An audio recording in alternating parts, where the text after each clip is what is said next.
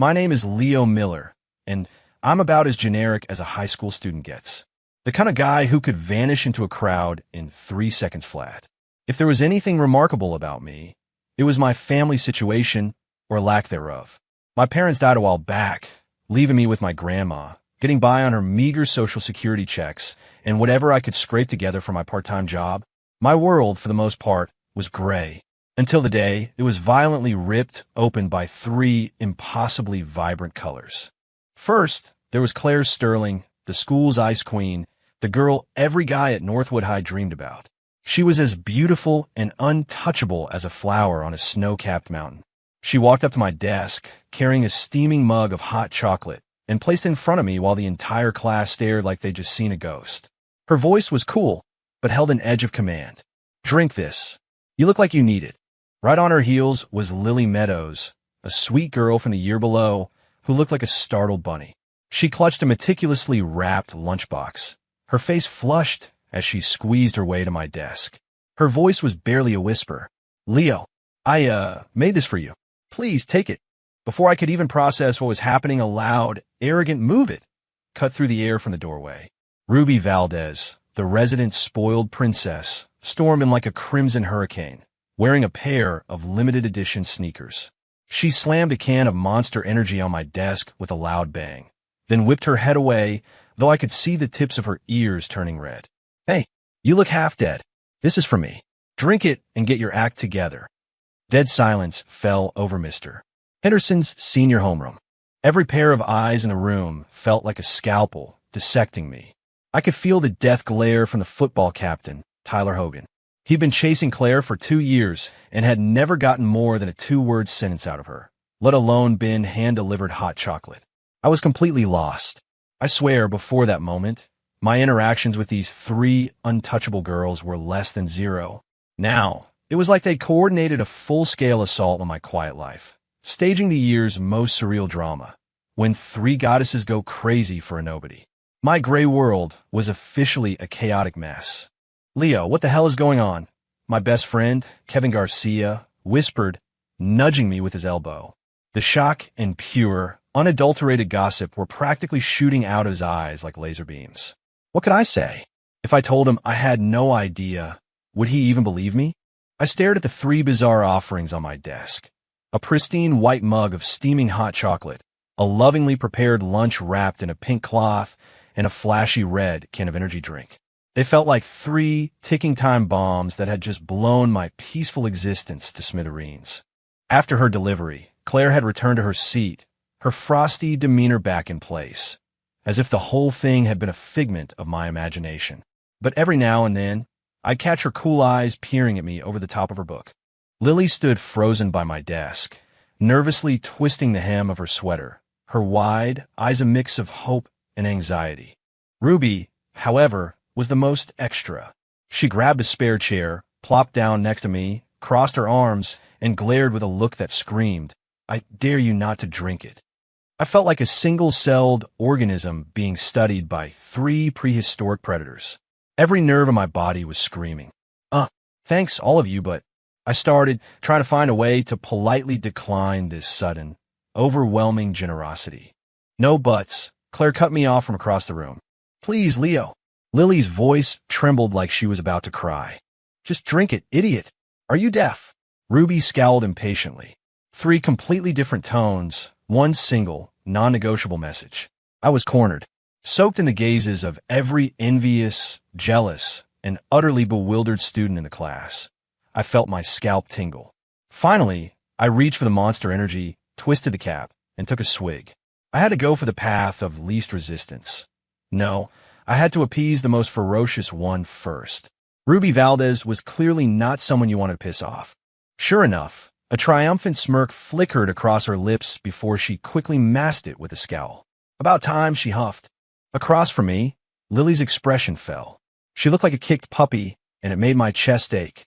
Claire just shot me a fleeting glance, a flicker of something complex in her eyes, before her face went back to its usual serene blankness. The entire morning passed in that bizarre, tense atmosphere. The second the bell rang for lunch, Kevin was on me. "Dude, you're a legend. Spill it." What kind of voodoo did you use on those three? I gave him a tired smile. If I knew, I'd be selling it online, not sitting in pre-calc. Yeah, right. He clearly didn't buy it. Seriously, though, watch your back. The way Ty Hogan is looking at you. I'm surprised you haven't spontaneously combusted. I followed his gaze. Sure enough, Tyler Hogan, all 6'3" of him, was staring daggers at me from across the cafeteria, his knuckles white as he clenched his fists. I sighed. What did I do to deserve this? It was a disaster I hadn't even signed up for. I needed to escape. During the lunch break, I slipped out of the crowded cafeteria and headed for the roof to get some peace and quiet. I just reached the stairwell when a cool voice stopped me. Where are you going? It was Claire. She was just standing there, looking like a painting that was too perfect for the gritty high school hallway. I was just going to the roof. For some air, I mumbled, feeling awkward. I'll come with you, she said. Her tone was flat, but it wasn't a request. I froze. The coldest girl in school wanted to hang out on the roof with a nobody like me? If that got out, the school's gossip forums would crash. No, it's fine. I'm good alone, I said quickly. Claire didn't reply. She just walked past me, her long legs carrying her effortlessly up the stairs toward the roof. The message was clear. You're going, whether you like it or not. Defeated, I followed her. The metal door creaked open, and the warm afternoon breeze hit us, lifting Claire's long, dark hair. She walked to the edge of the roof, looking out over the campus below without a word. The silence stretched between us. Leo, she finally said. Yeah. Stay away from Ruby Valdez and Lily Meadows. Her voice was still cool, but now it held an undertone I couldn't decipher.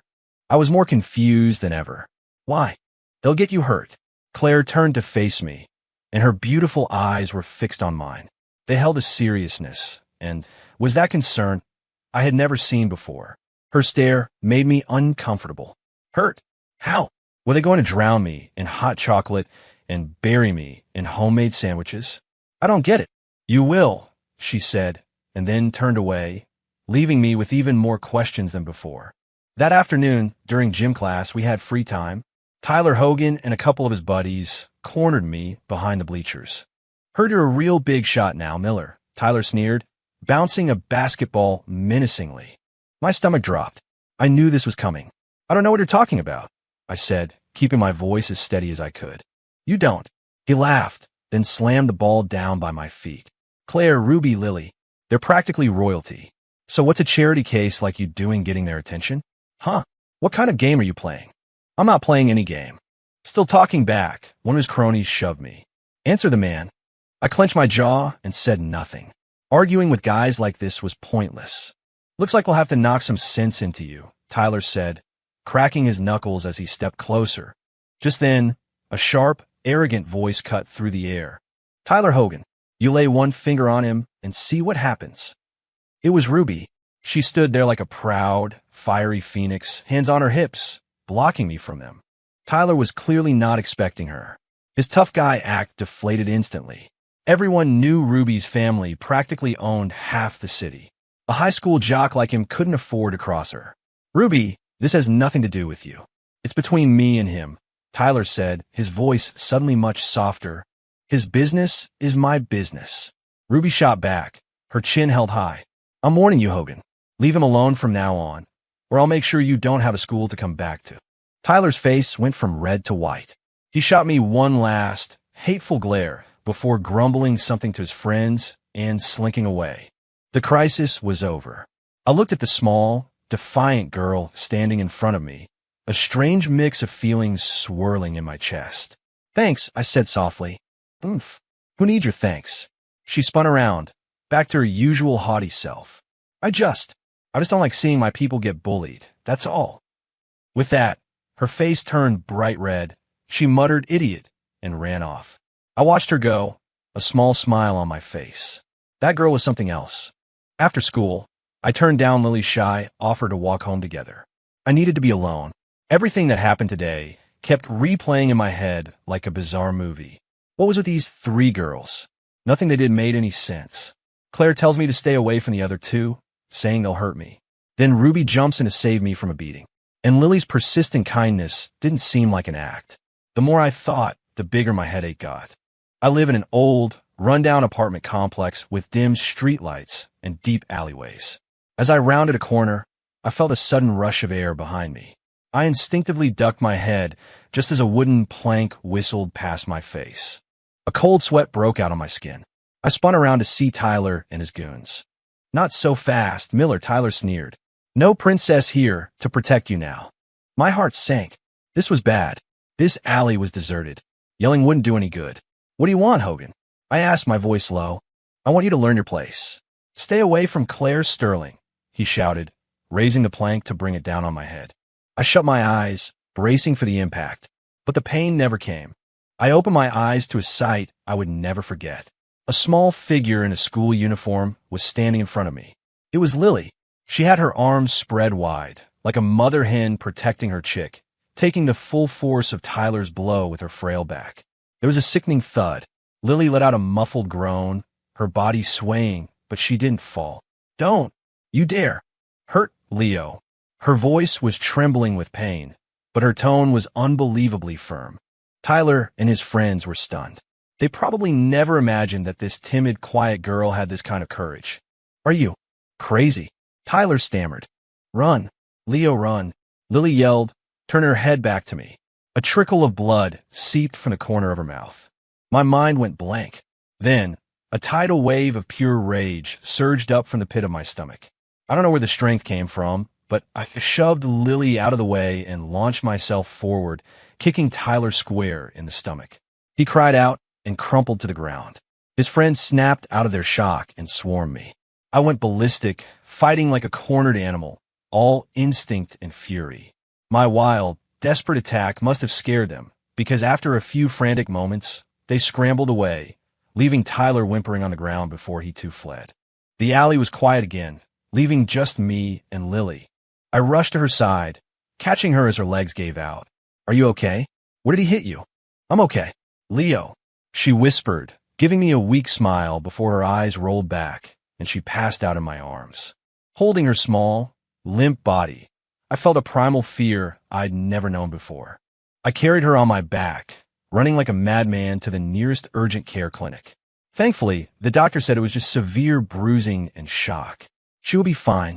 I sat by her bedside as she slept, my mind reeling. Why? Why would she do that for me? We were barely even acquaintances. Just then, her phone buzzed on the nightstand. After a moment's hesitation, I picked it up. It was a text from an unknown number. The message was short. "I knew you'd save him, but don't forget we're rivals." My blood ran cold. Who sent that? Claire? Ruby, we're rivals. What did that mean? Were they all after me for a reason? What were they competing for?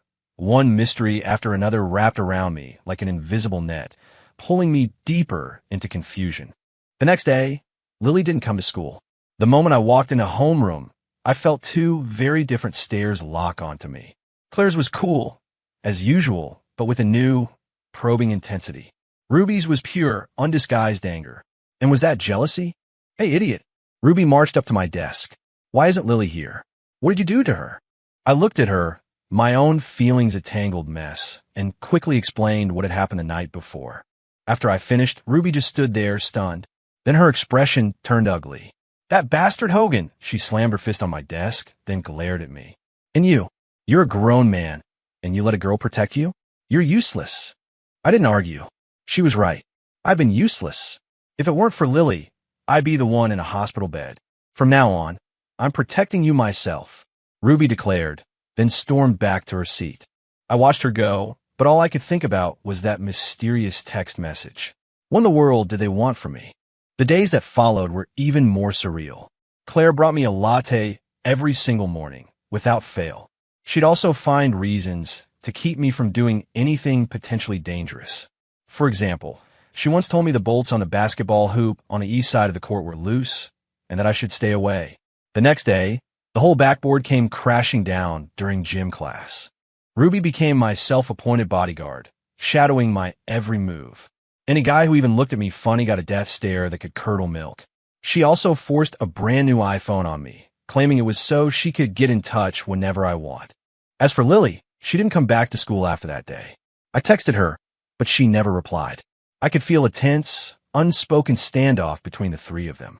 They were each trying to protect me in their own way, while simultaneously being wary of the other two. It was almost like they could see the future. The absurd thought popped into my head and refused to leave. The basketball hoop wasn't a coincidence. And there was another time in chemistry when the teacher called on me to answer a question that was way beyond our syllabus. I was about to be totally humiliated when Claire, sitting behind me, slid a note onto my desk with the exact answer and a step-by-step explanation. I started watching them. I noticed they would sometimes, unintentionally, say things about the future. It's going to pour on Tuesday. Bring an umbrella, Claire would mention on a Monday. Don't eat the mystery meatloaf at the cafeteria tomorrow. The ground beef is tainted, Ruby would say, snatching my tray and replacing it with a gourmet meal her family's chef had prepared. And every single one of their predictions came true. My heart sank. This world was not what I thought it was. Or maybe they weren't from this world. The turning point came one weekend. I was at my part-time job at the Burger Barn. Ruby insisted on coming along, parking her flashy red sports car right out front to supervise my work ethic, as she put it. Around 3 in the afternoon, the diner was slow. I was in the back washing dishes when I heard a commotion and screams from the front. I rushed out to see a man in a baseball cap and a mask holding a knife to a customer's throat. Give me all the money. Now, he yelled at the cashier. A robbery. The few customers in the diner were hiding under tables. Ruby was startled, but she recovered quickly, pulling out her phone to call the police. The robber spotted her. Hey, put the phone down, he screamed, shoving the hostage away and lunging toward Ruby. My brain switched off. I acted on pure instinct, throwing myself in front of her. Leave her alone. Come after me. In that split second, all I could think was that I couldn't let her get hurt. The robber paused, then sneered. Playing the hero, huh? Fine, I'll take care of you first. He raised the knife and stabbed at me. My pupils shrank. My feet felt nailed to the floor. This is it. In that heart-stopping moment, 2 figures, one in white, one in pink, burst through the diner doors like phantoms. The figure in white was Claire. She was holding a mop handle she must have grabbed from outside, and she swung it with pinpoint accuracy, cracking the robber's wrist. The knife clattered to the floor. The figure in pink was Lily. She appeared behind the robber, and in one fluid motion, executed a perfect shoulder throw, slamming the man, who was twice her size, onto the ground. The whole thing was over in a flash. Ruby and I just stared dumbfounded. Claire looked as cool as ever, as if she'd just swatted a fly. But Lily, the girl I remembered as a timid rabbit, now had a fierce, dangerous look in her eyes. She looked like a completely different person. The police arrived quickly and hauled the robber away, leaving the 4 of us standing in the silent, trash diner. The atmosphere was thick with tension. What are you two doing here? I asked, looking between Claire and Lily. Just passing by, Claire said flatly. I was worried about you, Leo, Lily mumbled, looking at the floor, her timid demeanor returning. But the image of her takedown was seared into my brain. Ruby looked from one to the other, then let out a cold laugh. Passing by? Worried? Keep lying. Claire, aren't you supposed to be at a national mathlete training camp? And Lily, didn't you call in sick for the whole week? You two have been tracking my car, haven't you? Claire and Lily's faces tightened. Who are you people? Why are you so obsessed with Leo? Ruby demanded. I could ask you the same thing, Claire retorted, not backing down. Why do you care so much, princess?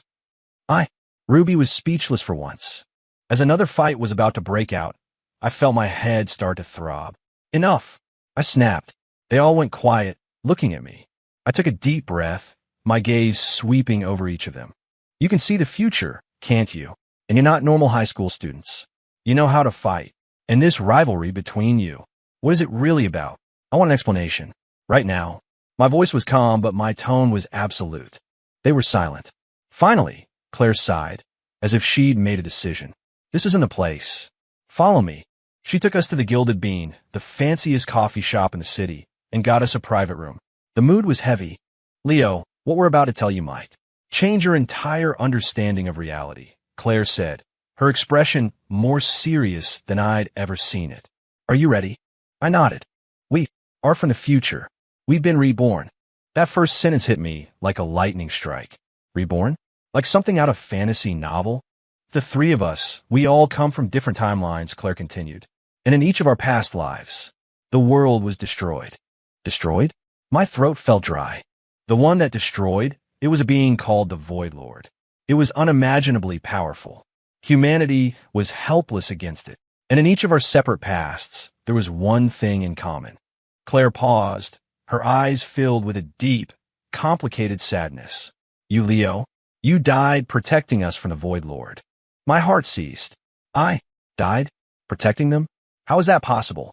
I was just a normal guy. Ruby picked up the story, her voice raspy, her eyes red. In my timeline, when the apocalypse started, my dad and I were trapped in his office building. You showed up out of nowhere, driving this beat-up old pickup truck, just plowing through monsters to get to us. In the end, to get us to the helicopter on the roof, you blew up the building's main gas line, taking out a whole swarm of them with you. I just remember you smiled at me and said, "This time, Princess, let me be the one to protect you." Ruby couldn't finish, her shoulders shaking. I couldn't even picture it. What must I have been thinking? Then Lily spoke, her voice choked with tears. In my past, I was cornered by monsters in the school library. You stood at the door with a fire axe. Just you. You fought for 3 days and 3 nights, covered in wounds. Finally, you were just too exhausted, and they overwhelmed you. The last thing you said to me was, "Live, Lily. Live, and see the sun for me." Tears streamed down her face. My chest felt like it was being squeezed by an invisible hand. Finally, it was Claire's turn. Her voice was still cool, but I could hear a faint tremor in it. In my timeline, I was the supreme commander of the human resistance.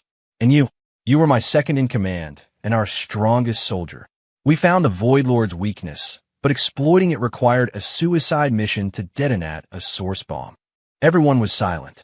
You were the only one who stepped forward. You said to me, "It's been an honor, Commander." And then, you never came back. Claire closed her eyes, and a single tear escaped, tracing a path down her cheek. We were all reborn, sent back 3 years before the end. We came back with our memories and some of our abilities. Our only purpose is to change the future, to protect you, to stop you from dying again, because we all learned the truth too late. You, Leo, are the key to saving the world. Your body contains the only power capable of fighting the Void Lord. It just needs a catalyst to awaken. In our timelines, you died before that could ever happen. So this time, we have to keep you alive, no matter what, until that power awakens. The truth. It was all out. Their bizarre behavior, their impossible knowledge, their rivalry. It was because I was carrying the weight of 3 different timelines of love and regret. I, the supposedly normal kid, was the future savior of the world. It was insane. It was crushing. I looked at the 3 girls, at the grief, remorse, and fierce determination in their eyes. My mind was a wreck. So, what's the competition about? I asked the last question nagging at me. Their expressions immediately turned awkward. Ruby, never one to hold back, blurted it out. "We all think our way of protecting you is the best. This Ice Queen," she jabbed a thumb at Claire, "wants to lock you in a gilded cage and keep you from everything. And this crybaby," she motioned to Lily, "just knows I'll make you lunch. How is that going to help? I'm the only one who can train you to be a real fighter." "You mean turn him into a reckless meathead?" Claire shot back coldly. "Leo needs a calm mind and strategic planning, not your brute force." "You're both wrong." Lily piped up, mustering her courage. "Leo needs warmth and support. He needs a positive environment to grow strong." As another war was about to erupt, I cut them off. "Stop. Our goal is the same, right? To fight the Void Lord and save the world. That doesn't make us rivals. It makes us a team. From now on, we're the Savior Protection Squad. We work together, we plan together." I looked at each of them, my voice firm. They exchanged glances, still looking unconvinced, but they finally nodded. A world-ending crisis, and the first plan to stop it was being hatched by 4 high school students in the back room of a coffee shop. The first order of business for the Savior Protection Squad was a complete overhaul of me. In their words, the savior of the world couldn't have the muscle tone of a noodle. Every morning at 5, Claire would drag me out of bed for 2 hours of brutal physical conditioning and combat training. Her methods were military grade, and by the end of it each day, I felt like my body was going to fall apart. During school hours, Ruby was in charge of practical application. She would launch surprise attacks on me in empty hallways between classes to test my reflexes. I was constantly covered in bruises, which she called tough love. After school was Lily's logistical support shift. She would prepare nutrient-packed meals and protein shakes to help my body recover. She also knew some kind of miracle massage technique that melted away the day's aches and pains. Her gentle hands felt like heaven. My physical condition improved at an astonishing rate. My scrawny frame started to fill out, and I could even see the faint outline of muscles. More importantly, my entire mindset changed. I was no longer the aimless kid with no future. I had a purpose, a heavy responsibility. For them, and for the world, I had to get stronger. The peace didn't last long. The crisis of the future began to bleed into our present. At first, it was just small, strange incidents.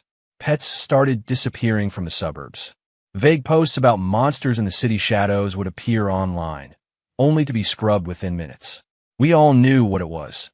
The Void Lord's power seeping into our world. His scouts had arrived. Our first real encounter happened on a rainy night. I was walking home from my shift. As usual, Claire, Ruby, and Lily were trailing me from a distance, my personal escort. As I turned into that same familiar, dark alley, I was hit by a thick, rotten smell. I stopped, peering into the shadows. "Come out," I called. A person slowly emerged from the darkness. I say person because it had a human shape, but its skin was a sickly gray-black, its eyes glowed crimson, and sharp fangs jutted from its mouth. A void beast, a pawn of the Void Lord, Claire's voice said from behind me, tight with tension.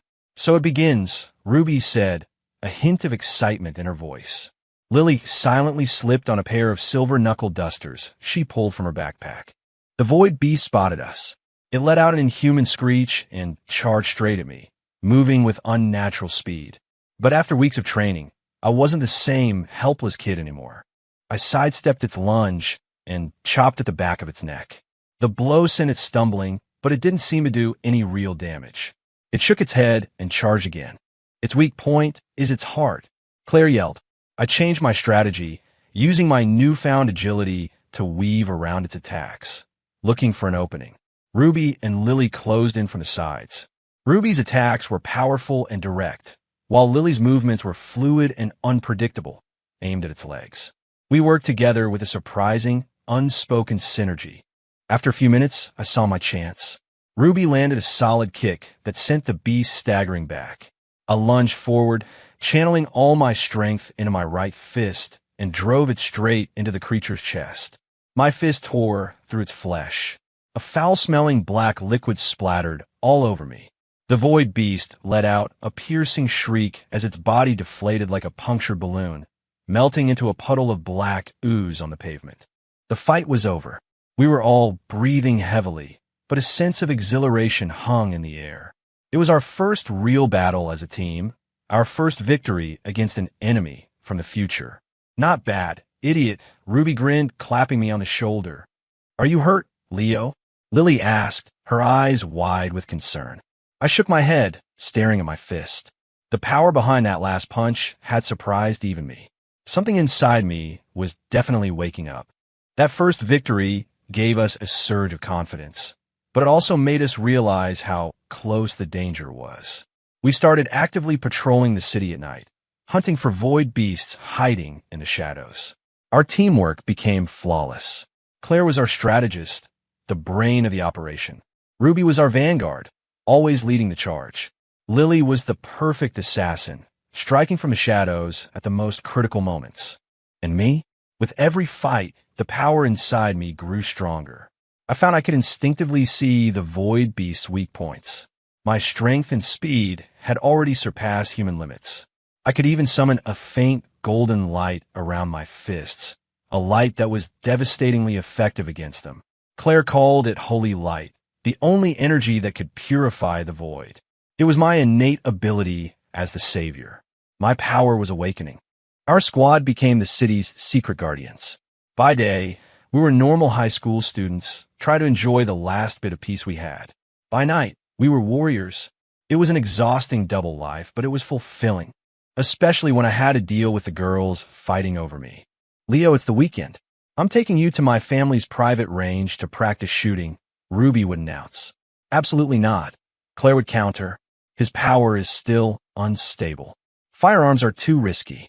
I'm taking him to the library to study void creature anatomy. You guys stop fighting, Lily would say softly. Leo's been working so hard.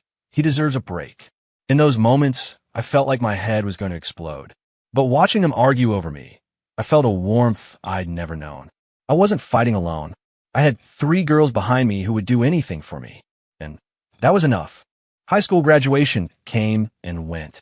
All 4 of us got into the best university in the city. We thought we might finally get a stretch of relative calm. We were wrong. The Void Lord's invasion was happening much faster than any of them predicted. On the day of our university's opening ceremony, he arrived ahead of schedule. Without warning, the sky went dark, as if covered by a black shroud. A terrifying, palpably evil presence fell over the entire city. On the university's main field, space itself began to twist and warp, forming a massive black vortex made of wailing souls. A figure in a black robe, its face obscured by shadows, stepped out of the vortex. The sheer pressure of his presence made it hard to breathe. The Void Lord. He was 2 years early. How is this possible? Claire's face was pale. The timeline. It's been altered. It's because of us, Ruby said through gritted teeth. We killed too many of his scouts. We got his attention. I'm sorry. It's all my fault. Lily was shaking. There's no time for that. I forced myself to stay calm. Get ready to fight. The students on the field were screaming, running in every direction. The Void Lord ignored them. His gaze cut through the chaos and locked onto us. 3 interesting little insects, carrying the scent of the future. His voice echoed directly inside my mind, a grating, rasping sound. And one, a vessel containing a light that I despise. So, it is you who have been disrupting my plans. He slowly raised a hand and pointed a finger at us. A beam of pure black energy shot toward me. Look out! Claire shoved me aside, summoning a shield of blue ice in front of her. The beam hit the shield, and it shattered like glass. Claire coughed up blood and was thrown backward. Claire! I screamed, my vision turning red. Forget me. He's after you. Run, she yelled, struggling to get up. Run? None of you are going anywhere, the Void Lord's voice mocked. From a vortex behind him, a tide of void beasts poured out, surrounding the field. We were trapped. Idiot. You go. We'll hold him off. Ruby roared. Flames erupted around her body as she shot toward the Void Lord like a human missile. It was her ability, blazing heart, burning her own life force for a burst of immense power. Ruby, no. I yelled, but it was too late. The light of an ant, the Void Lord scoffed. He waved a hand dismissively. Ruby's flames were instantly extinguished, and she was swatted out of the air like a fly, hitting the ground hard. Ruby, my heart felt like it was being ripped apart. Leo, run, avenge us. Lily had appeared behind the Void Lord, her hands transformed into sharp blades of shadow, stabbing at his back. Her ability, Shadow Dance, granted her ultimate speed and piercing power. But the moment her blades touched his robe, they disintegrated. The Void Lord didn't even turn around. He backhanded her, sending her crumpling to the ground in a heap. It was over. Everything was over.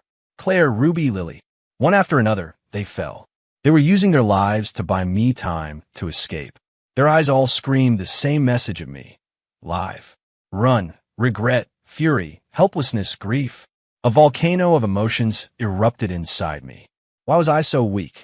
If I had been stronger, if I had awakened my power sooner, they wouldn't have had to die. No, I let out a raw, desperate roar that tore from my throat. My mind flashed with 1,000 images. Claire shielding me from danger. Ruby taking a beating for me. Lily taking a blow meant for me. And then, the 3 tragic endings from their timelines.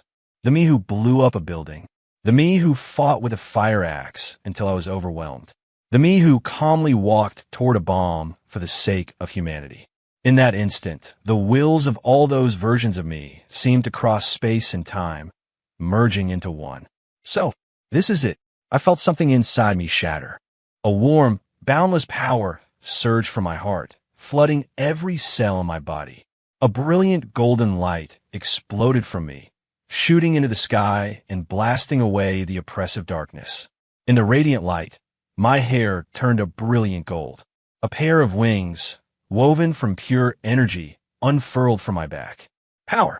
I was filled with an unimaginable power. I felt like I could shatter the planet with a single punch. So this was the power of the Savior? I slowly opened my eyes. My world had changed. I could see the flow of energy, hear the breathing of all living things. And I could see the flickering flames of life fading from the girls lying on the ground. No, I won't allow it. I raised my hand, and the golden light flowed from my fingertips into their bodies. Their wounds knitted shut before my eyes. The color returned to their faces. Leo. Claire was the first to wake, her eyes wide with shock. Your power. It's awakened. I didn't answer. I just gave her a gentle smile. Then I turned to face the Void Lord. For the first time, his voice held a trace of surprise. Impossible. This purity of holy light. How could you awaken now? I walked toward him one step at a time. With each step, my power grew, the very air around me vibrating with energy. Surprised, I looked at him, my voice as calm as if I were discussing the weather. You showed me what I'm fighting for. I glanced back at Claire and at Ruby and Lily, who were now sitting up, staring at me. Their eyes were a mixture of awe, adoration, and a love so deep it was overwhelming. I smiled at them. Last time, you protected me. This time, it's my turn to protect you. And with that, I vanished. When I reappeared, I was directly in front of the Void Lord. Too slow, I said softly, and threw a punch. It wasn't a fancy move, just a simple, straight punch. But it was infused with the power to purify all of existence. The Void Lord's demeanor changed from arrogance to alarm. He threw up a dozen shields of darkness in front of himself. But against my fist, they were as fragile as tissue paper. They shattered instantly. My fist connected squarely with his chest. With a deafening roar, the Void Lord's energy form rippled violently. He screamed in agony and was sent flying backward, carving a massive crater in the field. This is not possible. He rasped, struggling to rise. I gave him no time to recover.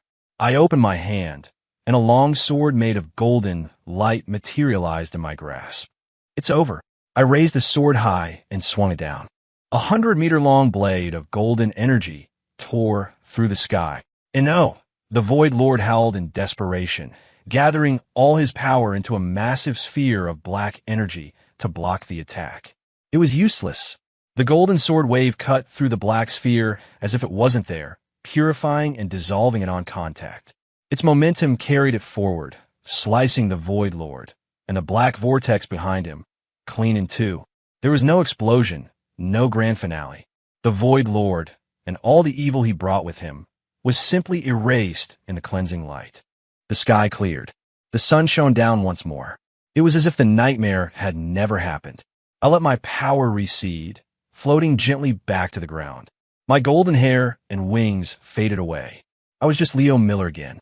But everyone knew I would never be the same. Claire, Ruby, and Lily ran to me, surrounding me. Are you okay? That was so cool. Leo. They all talked at once, their eyes shimmering with tears of relief and joy. I looked at them and smiled. I'm fine. I told you. This time I protect you. The crisis was over. The world was safe. And as I looked at the three girls who were already starting to bicker over who got to help me walk back, I found myself facing a whole new, much happier kind of problem. End.